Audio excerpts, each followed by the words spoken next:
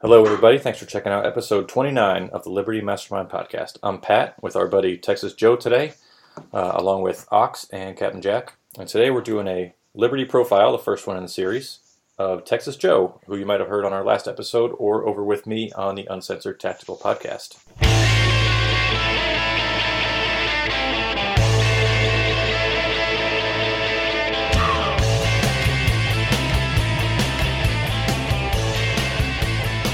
All right, Joe. So instead of me reading a bio for you, why don't we just jump right into it? So let's start with, I was living in the Matrix, and I was asleep, and I lived a life of blank. Fill me in there, and then take me on your road to liberty.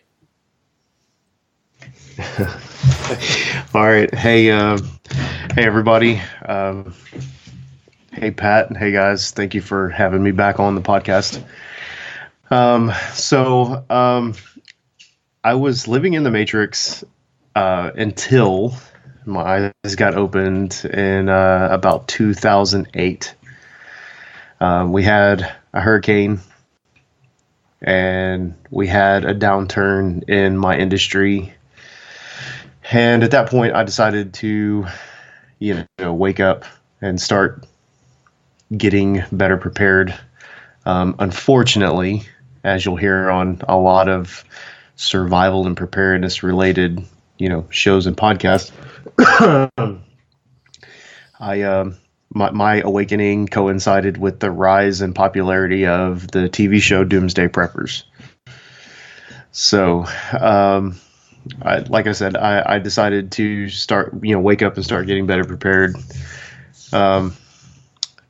I was living in a very highly populated area close to downtown Houston. We were no more than 5-10 minutes from, 3 or 4 different major grocery chains.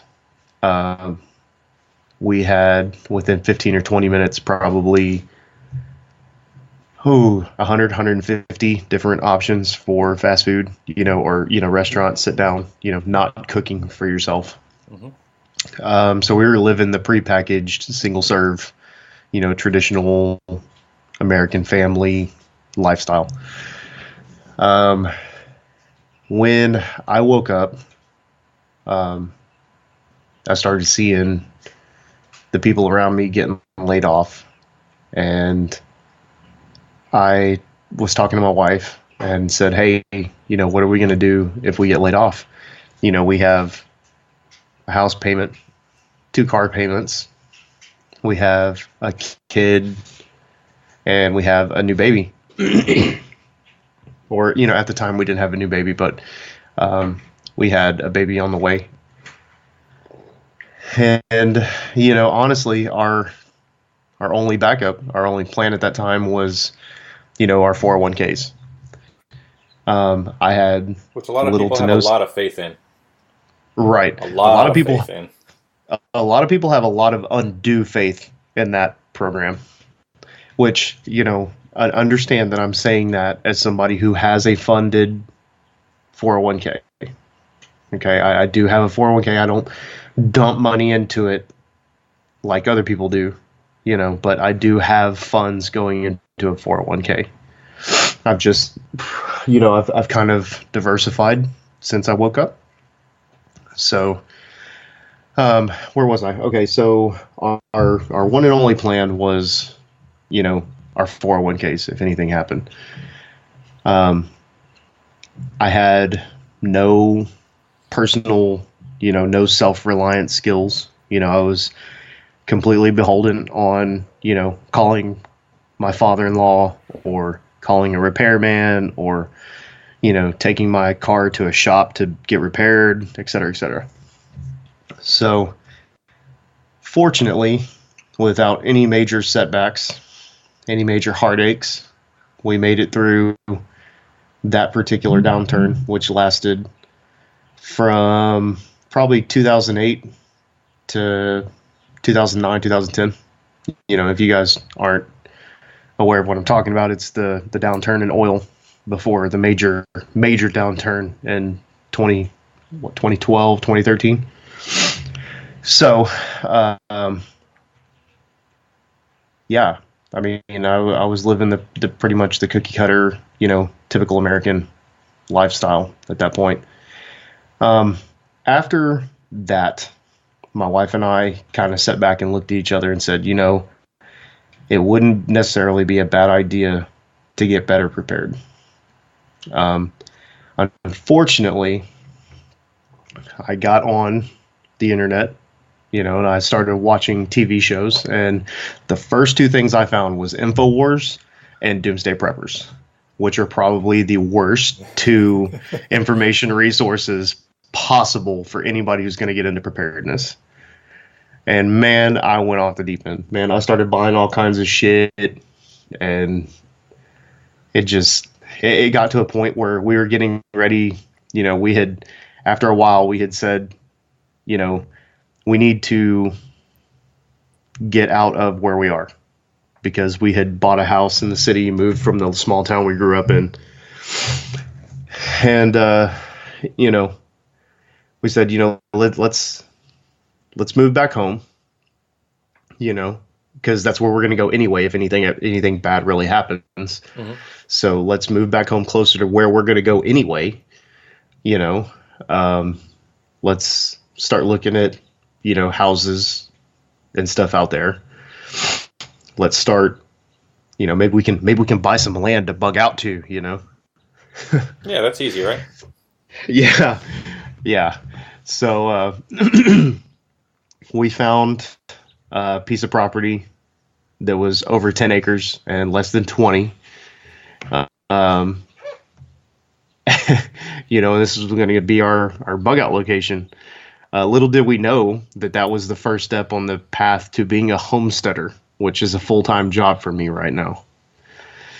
So we tried to sell our house. We couldn't sell it at a loss.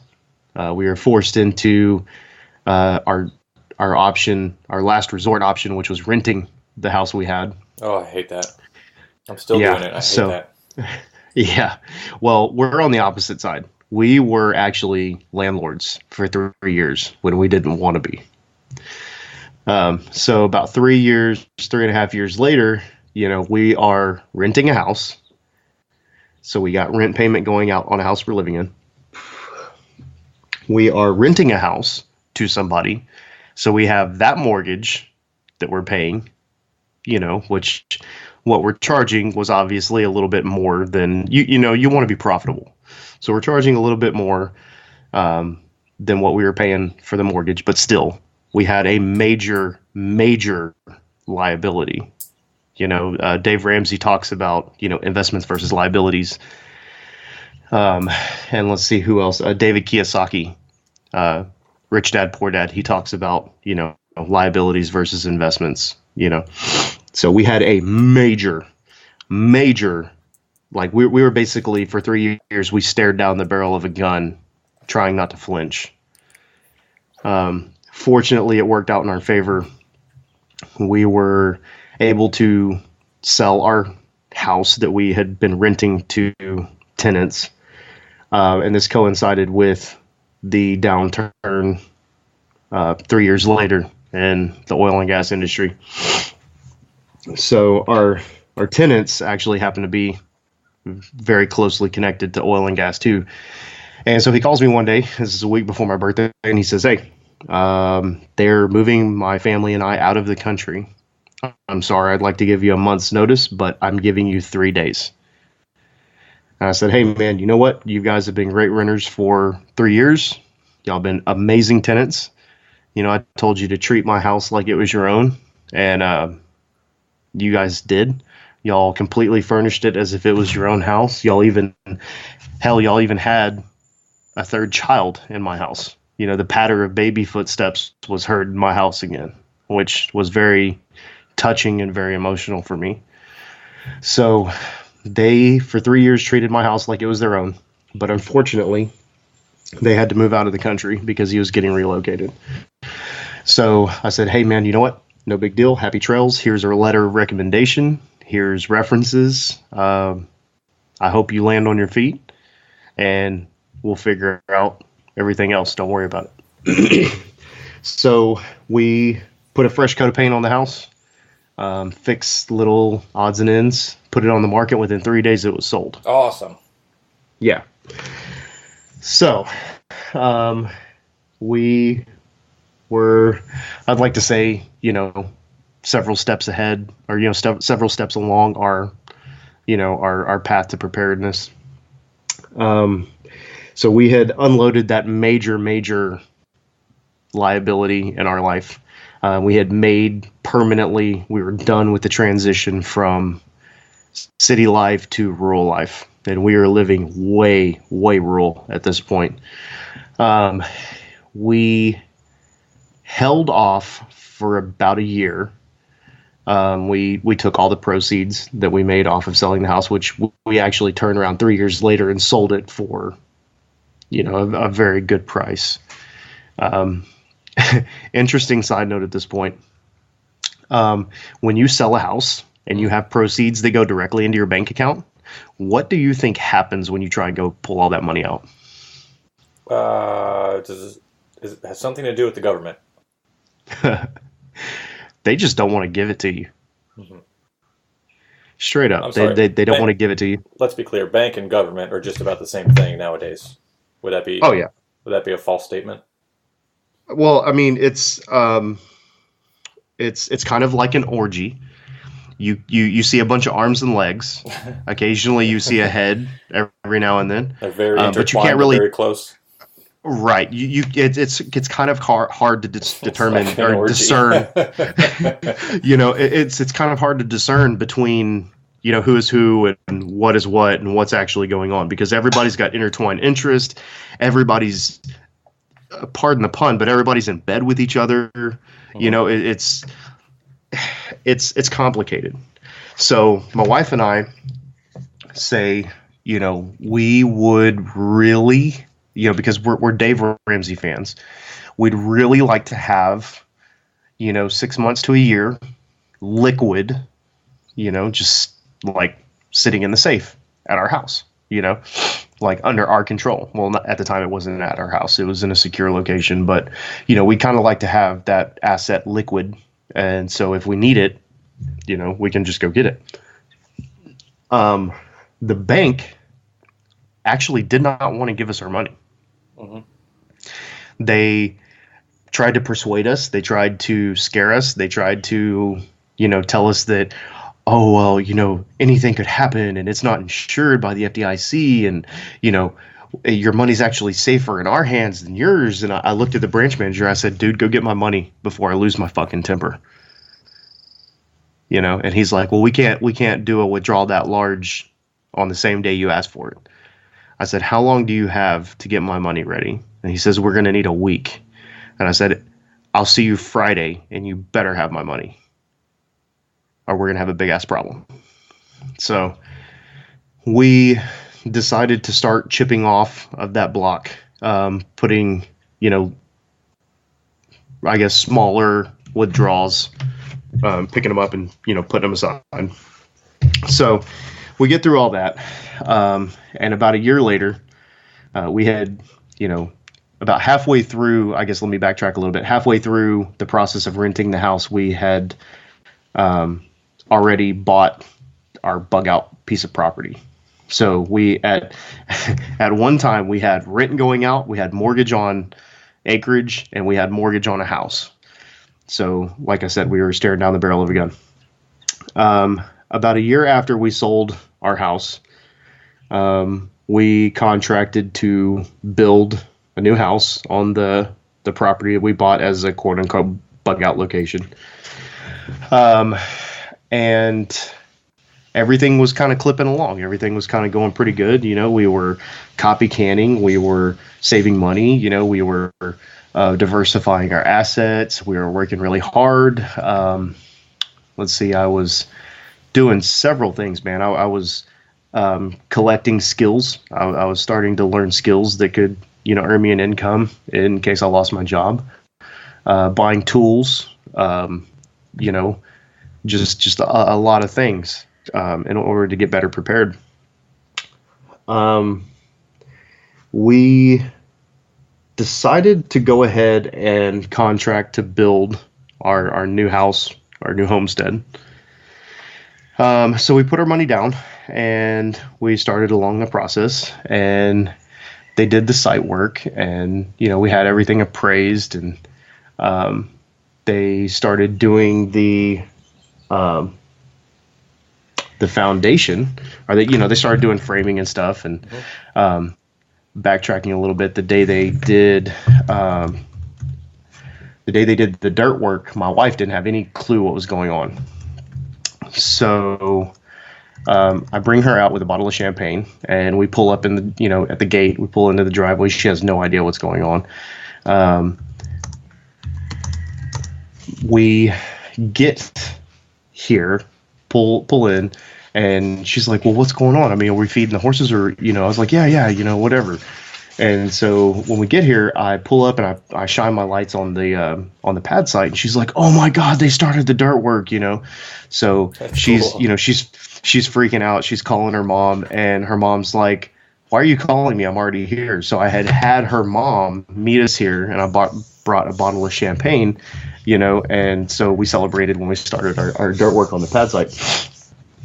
A couple of months later, like I said, we're clipping along. We're living in a very small house. We're still doing our preparedness thing. We're passing that down to our kids.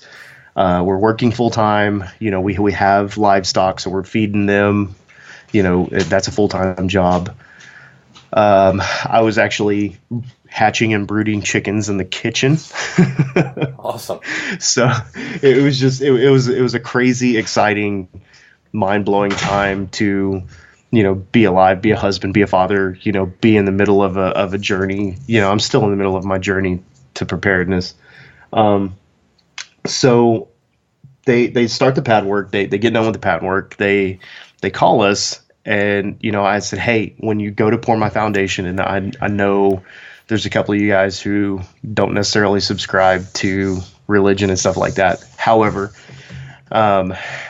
when they started preparing my, contract and stuff, I said, "Hey, when y'all pour the slab, I would really like to put a Bible in the foundation when they pour the concrete." So they're pouring the concrete a few months later, and the guy calls me and he says, "Hey, yeah, this is the foreman. Were you the guy that wanted to put a Bible in his foundation?" And I said, "Yes." And he says, "Well, we're pouring the foundation right now. You better move your ass."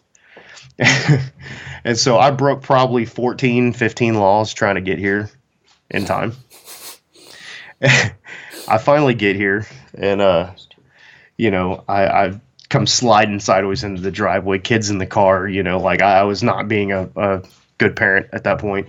And I jump out, and I hand the Bible that's in a vacuum sealed envelope, or vacuum sealed bag, to the foreman, and he goes ahead and puts it in. For those of you listening who might be curious, we actually marked Joshua 24:15 as the passage in the Bible that we put in our foundation. So the last verse, our last sentence of that verse is, "But as for me and my household, we will serve the Lord." So that is the passage that we marked. So our foundation, our home, is built on our faith. And faith is going to actually, y'all will see that faith becomes a big part of my life in the very near future in the story. So they get the foundation poured. Took 2 or 3 weeks for the foundation to cure, and they started framing. So this is what I'll say 20, probably early 2016. Early 2016, they start the framing on our house. The day they started the framing on our house, my boss, I'm sitting in my office, and my boss comes and puts his hand on my shoulder, and he says, "Hey, man, come to my office." So I stand up and I look at everybody, because, of course, I'm in an office. Everybody and their mom can hear what he just said. So everybody's like doing the hedgehog thing. Yeah, everybody's doing the hedgehog thing. Everybody's like looking at me wide-eyed, and I just kind of took a deep breath and I said, "God, make me truly thankful for the gift I'm about to receive." And I looked at everybody and I kind of smiled and I nodded to him. I said, "Guys, it's been great. I'll see you on the other side." And so I go in, and Of course they were letting me go. They had just started the framing on my house. I had pretty much our life savings tied up in the property and building the house. And I just kind of went in and they said, "Hey, we're going to have to let you go." And I looked at my boss and I said, "Hey, you got to do what you got to do." I looked at the HR ladies who were crying, and I said, "Look, this is what you have to do for the privileges that you enjoy all year long. That you have to do this thing, otherwise it's going to be you on the chopping block instead of me, or you are going to be on the chopping block with me." And I was like, I grabbed her a tissue and I handed it to her. I said, "Look, compose yourself, read the script, tell me where I need to sign, and let's get this over with." And she's like, "All right, I just, it's been amazing getting to know you and everything." I said, and likewise, it's been great getting to know you, but we got to do this thing. And I'm not personally upset with either of you. Y'all are great people, but this is just business. So they cut me loose the day they started the framing on our new house. I spent most of 2016 laid off. I had a couple contract jobs here and there.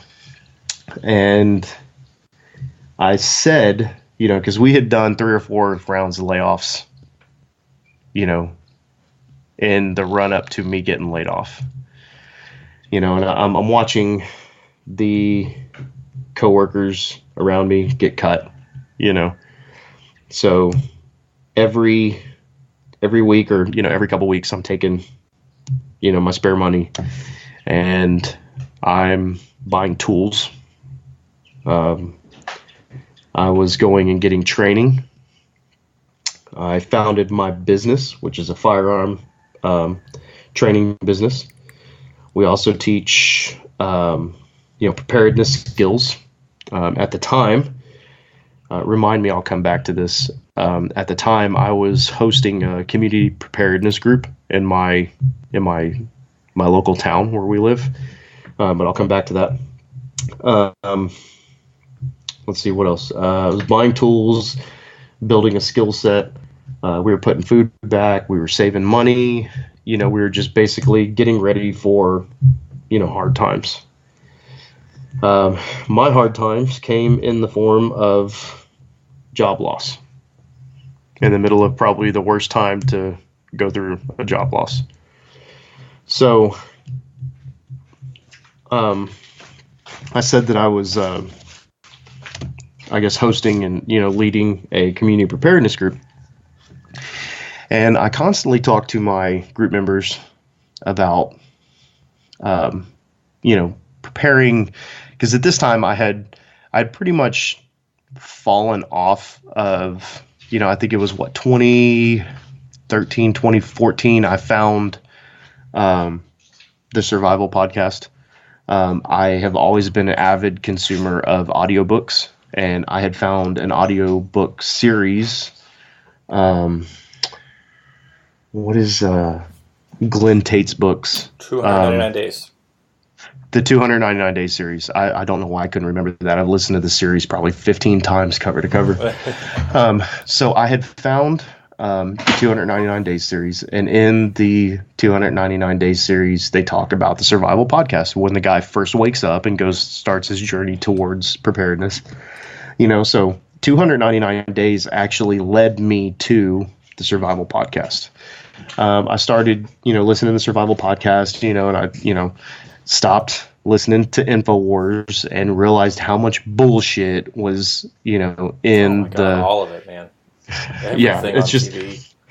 Dude, the industry is a racket. Mm-hmm. It really is a racket, It's funny. And, someone told me I was having a really heated debate on my last deployment with a buddy of mine who's a really intelligent guy, like really witty, sees things from a lot of really good perspectives.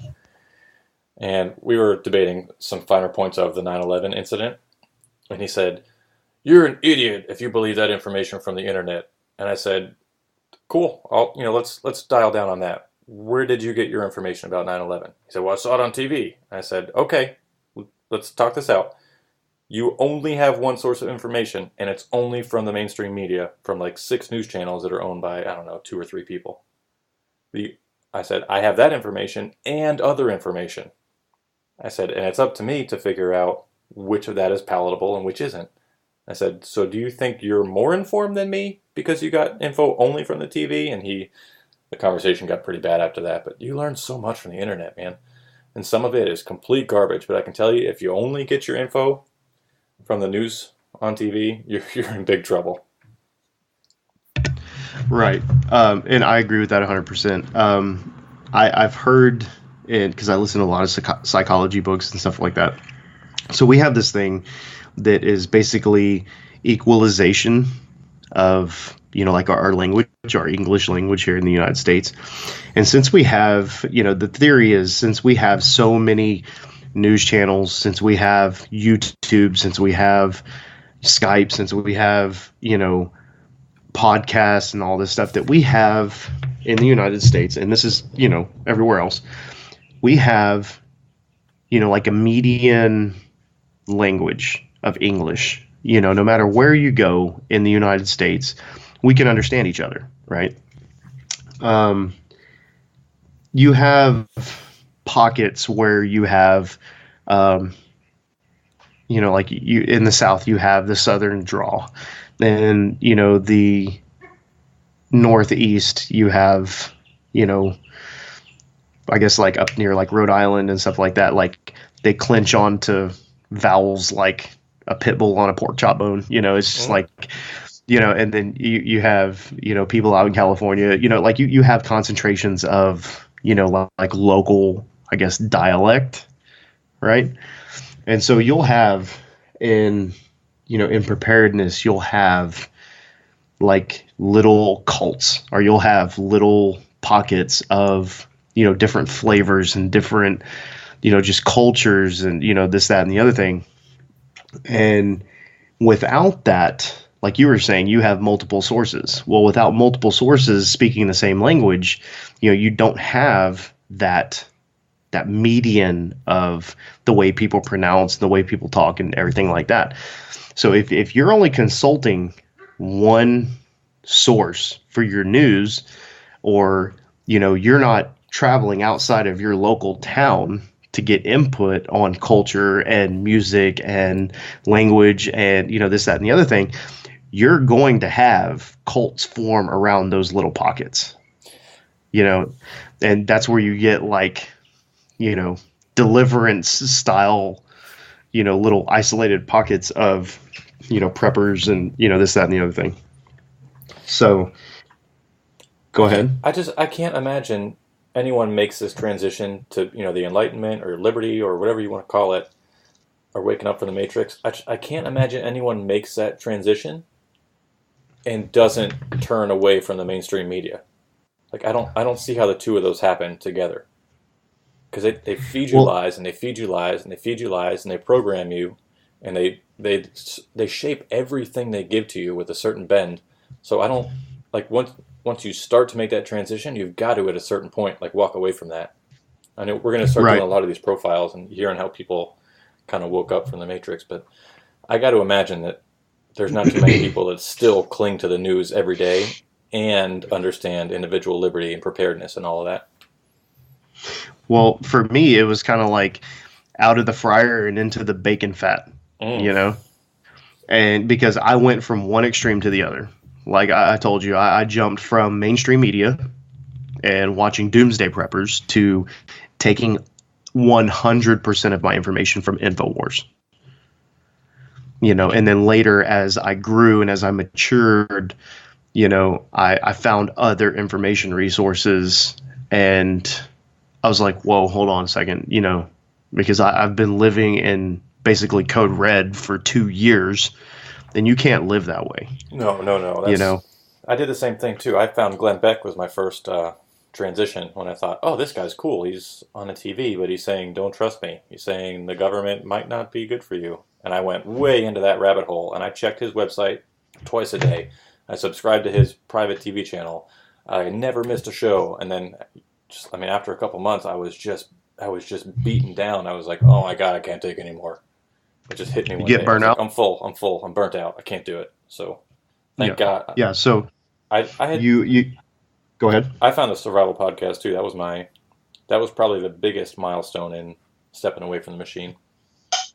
Right. And it was for me too, because you have they're like the M&Ms of survival radio, like they live on shock and awe. They live on, they live on the fantastic and the extraordinary and just taking shit to the edge, and you can only live like that so long. Mm-hmm. People who live like that, they eventually have a heart attack or they have an aneurysm or they have a coronary, or something like that. It was stressful. It was one type of stress to another type of stress. Yeah. When Glenn Beck said, I used to be a shock jockey, and I thought, well, at least he's not anymore. And then I realized, wait, no, he still is. And then I kind of bullshit. You just say you're not, and you've gotten 5 times worse.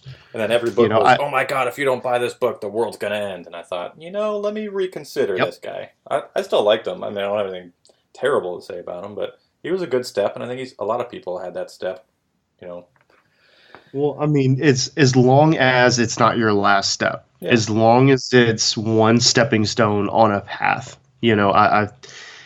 it's better than nothing, Mm-hmm.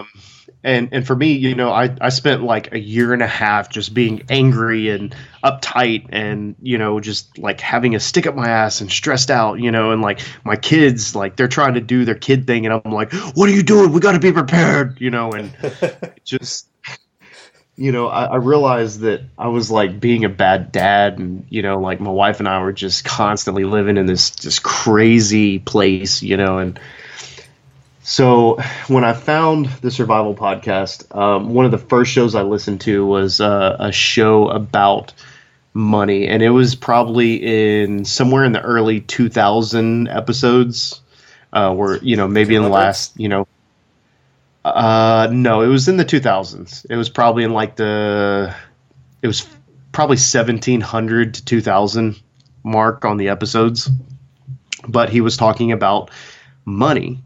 He's in 2150 right now, I think. Right. Let me see if I can find it. But anyway, it was a show talking just about money and the way money works, and it was crazy enlightening. Yes. Oh my goodness. Like I just, I was like, there's no way this guy's right. There's no way that what this dude is saying. And he's, when I first found the Survival Podcast, I'm like, this dude sounds like the freaking DJ at a fucking strip club. Like I'm like, holy crap, like this. Okay, I'm gonna give this some time. I'm not gonna make a snap decision. But that's where I kind of evolved to, was that point.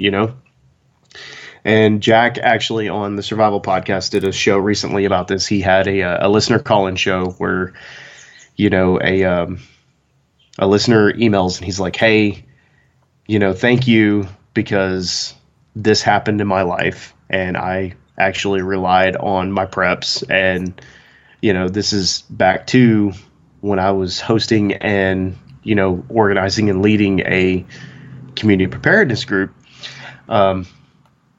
I literally had people in my group, like you had one couple was preparing for an EMP and you had one couple was preparing for economic collapse and you had one couple that was preparing for nuclear warfare and you had, like all these different flavors that were coming into the mix. And I said, guys, all that's fine and good.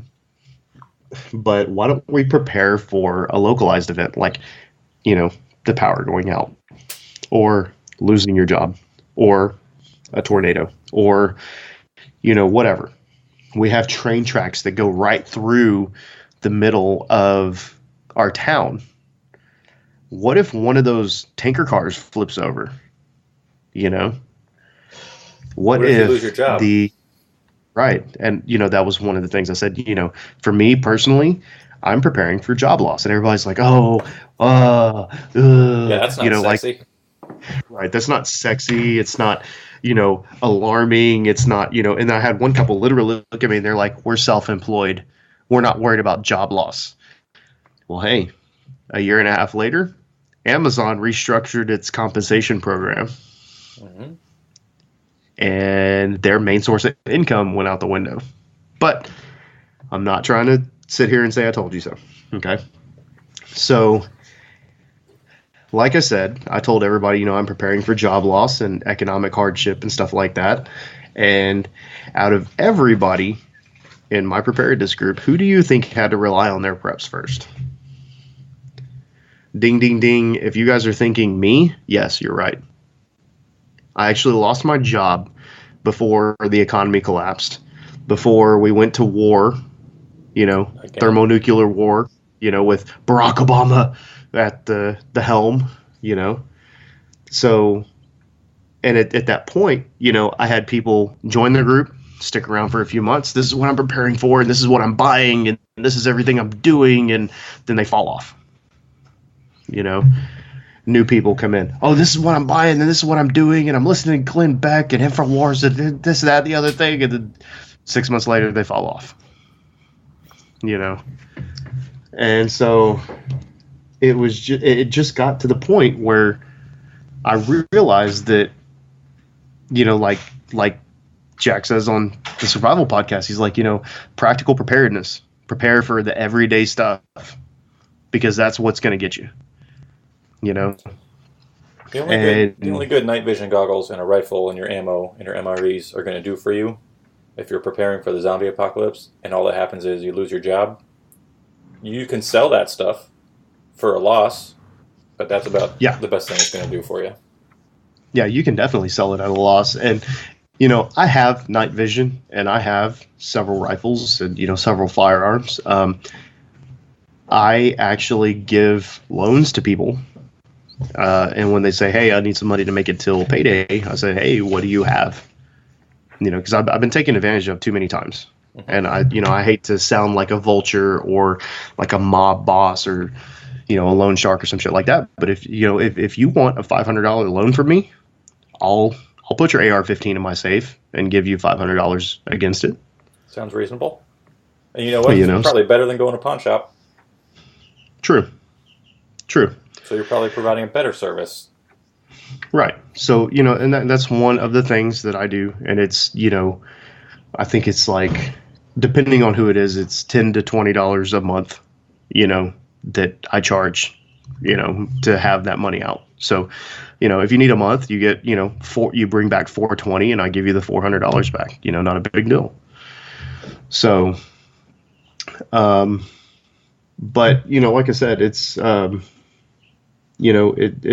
practical preparedness. It's the situations that aren't glamorous, they aren't sexy, they aren't super, it's not the zombie apocalypse, it's not an EMP, it's not, nuclear warfare, economic collapse, it's the everyday stuff. It's a localized disruption, it's a hurricane, it's a tornado, it's, losing your job or losing your source of income or, a spouse getting a serious illness like cancer, God forbid, or something like that, And so when it came down to it and my boss called me in, I'm sorry, that was a big ass, circle out of the way or whatever. So getting back to it, my boss comes in and he says, hey, we're letting you go. I said, okay, and sign my papers or whatever. And he escorts me back to my desk, at which point I start opening my drawers and I start opening my cabinets and all of my stuff is already in cardboard boxes. All of my stuff is already packed. And when my boss came up to me, I texted one word to my wife. And we had already agreed ahead of time that one word means I'm getting axed. Take care of your business. I'm going to handle this and I'll see you at home later. I'm going to go home, I'm going to make dinner and we're going to get through this. So our word happened to be Titanic, as ironic as that is. Sounds positive. Yeah, super positive. I mean, like the Titanic ended well, So my boss says, hey, come to my office. I text my wife, hey, Titanic, and she's like, okay. And so we go back to my desk. My boss is just standing there flabbergasted because I've got all these boxes that are already packed. And I just literally unloaded like 9 boxes into the hallway. Got 4 people to help me carry stuff out. And he's like, well, I know that y'all are carpooling right now. Do you need me to call you a cab? And I said, no. He says, really? And I said, yep. I got a buddy and when we walked out the door, he was already sitting in front of the door. He's like, do you know this person? I said, yep. He's here. And, I told you guys that, I prepared for this, And so, I go out, I put all my stuff in his car, I turn around, I thank my boss for the opportunity, and he still was, to this day, was one of the best men that I ever worked for, that I was ever subordinate to. This is a good point to kind of interject a little note about the collaboration and the positivity. It is just so much more fucking healthy than being an asshole, man. I had my girlfriend. She's in a management position, and one of her best employees took a job, which was ended up being a promotion somewhere else in another company. And she said other managers, they do this. This will sound very familiar. Where other managers, once they know you're looking for another job or that you've got another job lined up, they don't schedule you anymore. They give you the worst shifts at the worst times, and they just treat you like garbage. And then they go, get out of here. And she said one of her employees brought in his letter and said, hey, this is my 2 weeks. She said, I don't even need it. She said, I'll take care of you. She said, I wish you the best of luck. She said, I'm sad to lose you, but, you have the same shifts all the way up until you leave. I'm really proud of you. I'm jealous. She's like, I'm kind of looking for another job too. And I just got goosebumps, man. It's so much better to say, hey, you're leaving. You got something else? Thank you so much for your time. I hope you do fucking great. Instead of being a dickhead and saying, well, screw you, not giving you any attention anymore. It's really, really, really common in the military and in law enforcement when you're going to another unit and you're going to another department and your quote unquote bosses, I think it's a pretty good term for it, when your boss goes, well, we got to send someone to this specialty school and you're leaving next year, so nope, not you. So it's just, and even being on the receiving end of that, saying, I'm leaving, but you know what? Thanks so much for the opportunity. That is such a better way to live your life than I'm leaving and you guys are assholes. I agree. It's there's something to be said for, being able, because I've seen it where somebody comes and turns in their resignation and the boss gets to the end sentence and says, bye. Bye. I think that you're too much of a risk, or I'm scared of what you might do in the next 2 weeks, or, what's all this bullshit, and they're like, bye. Or, you think that it's going to work one way, but when you go to turn in your resignation, they become vicious and adversarial, and stuff like that. And it's, man. That's a bureaucracy, man. It makes people not act like people. Yeah. That's why the freaking Germans ended up putting people in gas chambers. You think you're doing the right thing. You're just following orders. It's what your boss said to do. You still got to put food on the table. You're not liable because your boss told you to do it and their boss told them to do it. Right. So, and then there's when I believe that, because one of the things that I said in my path up to getting laid off and my path getting better prepared, one of the things that I said, personally, vows that I made was that, number one, I'm going to leave with my self-respect and my dignity intact. I'm going to go through this challenge like a man. And I don't mean that chauvinistically. I don't mean that, puffing my chest out. I'm a real man, and all, whatever. I said that, I'm going to handle this the way my father, my grandfather, other strong men in my life have handled the same situation. Number three, I'm not going to grovel. I'm not going to cry. I'm not going to piss and moan about it. I'm going to handle this like a mature adult. And I 100% believe that because of my path to preparedness, my dogs are barking. Sorry about that. because of my path down the road of preparedness, that I was able to move through this challenge and overcome it with those three things intact.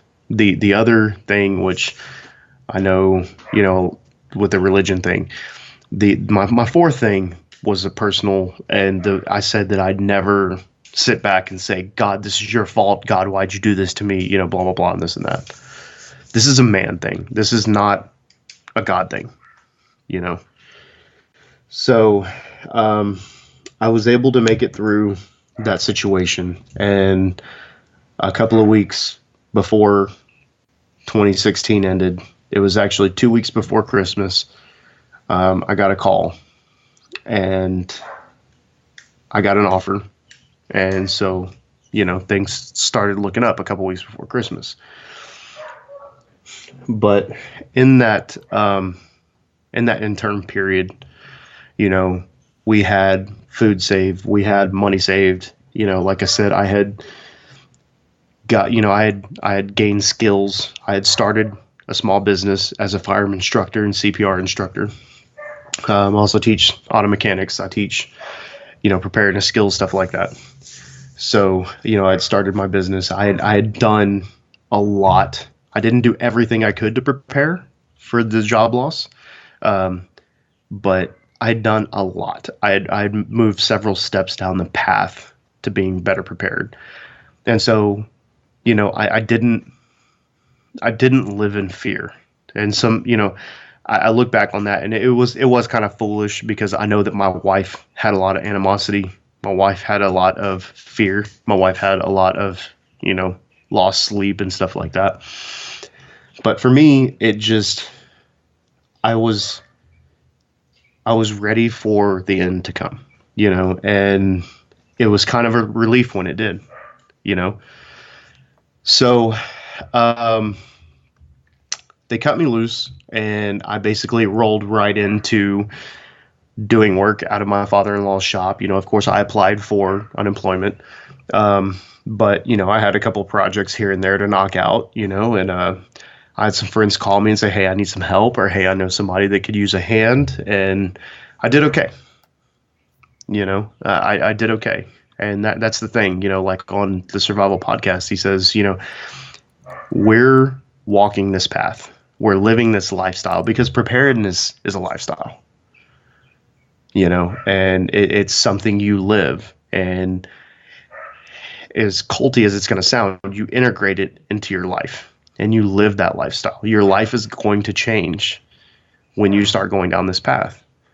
And, if you live it every day, you make small steps and small strides to getting better prepared every day, then, if you incorporate it into your life, then it's going to be a lifelong, it's going to be a lifestyle instead of a hobby or something that you do. So in a year from when you start, you're still doing it. You're not selling off your night vision and selling off your rifles and, saying, oh, I'm quitting prepping. It's something that you live, and if you haven't integrated your preparedness into your lifestyle, then you are, you're just not doing it the right way, in my opinion, so my dogs are barking, man. I'm sorry about that. But, it is, we were able to move through the obstacle. We were able to move through the span of, our hardship and our challenge. And it was only because of how well we were prepared. Like Dave Ramsey says, you need to save for an emergency fund. We did that. Jack says the same thing. You need to save for an emergency fund. We paid off our cars. We paid off our debt. We saved money, saved food, got skills, had little, supplementary flows of income. And all those things together helped. Don't get me wrong. It was still stressful as hell. But, we went through it with our our dignity and our self-respect and, our marriage. God, thank God our marriage was intact when it was all said and done, because it strained my wife and I's relationship. It really did, So,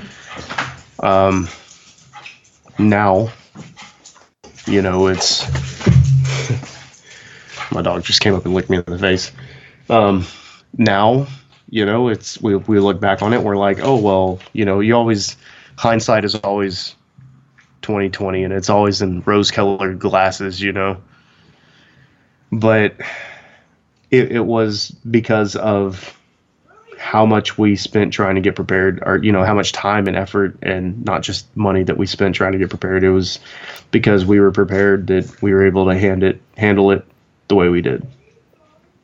So, let's see. Where do we go from here? What else do you want to cover?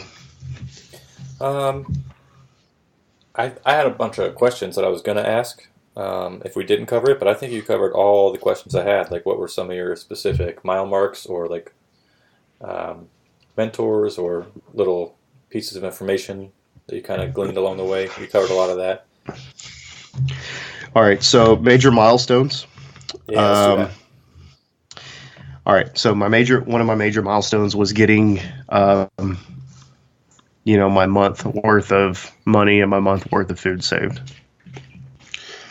One of my other major milestones was getting completely out of debt, or, down to a pile of debt that was manageable. One of my other milestones was, when we finally sold our house, we had our, 6 month to a year emergency fund and liquid assets sitting in the safe in our control. I went from knowing absolutely nothing about firearms to becoming a firearm instructor. That was a long road.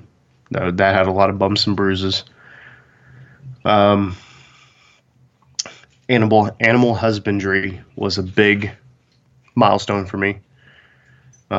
We've always had horses and cows and stuff, but I became fascinated with animal husbandry with regards to chickens. And so I was gifted a flock because somebody had just completely lost interest and they were moving, and they're like, hey, here's 25 chickens. And I'm like, oh, holy shit, that I won 25. I think it was like 10 or 12 or something like that was our first flock.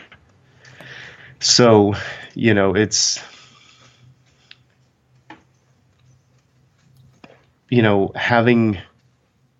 having a little bit of your food squared is a big thing. Not having to worry about where your next meal is going to come from, especially when you're in a layoff scenario. That's a big thing. Having the money saved and not having to worry about where the money's going to come from to pay your bills that month. That's a big thing. You interview differently when you're going with 100 other people for the same position, and you don't have to worry about how your family's going to eat next week, and you don't have to worry about how your bills are going to get paid this month, and you own your cars. You sit there with a confidence. You sit there with an air. You sit there with, a stone cold resolution that nobody else in the room has, because those things are taken care of. You don't have to go into the interview worrying about all that shit, and it makes the difference. It is the difference. You can look at somebody in the eye, and no matter how much shit they talk and the stuff that comes out of their mouth, if they have a desperate look in their eye, you can see it. Yeah. It's like it's like guys or girls, either way. Like guys that go try and look for a girlfriend when they're not happy with themselves and they're just miserable or they're desperate. It's like people that I interviewed for a job and I was desperate all my first 6 interviews. My 7th one, I decided, you know what? I might not even like this fucking career. You know what? If they fucking offer it to me, cool. If not, I'm out. And they called me the next day and they said, hey, come in for your interview. I walked in and I was like, well, sure, this would be fun.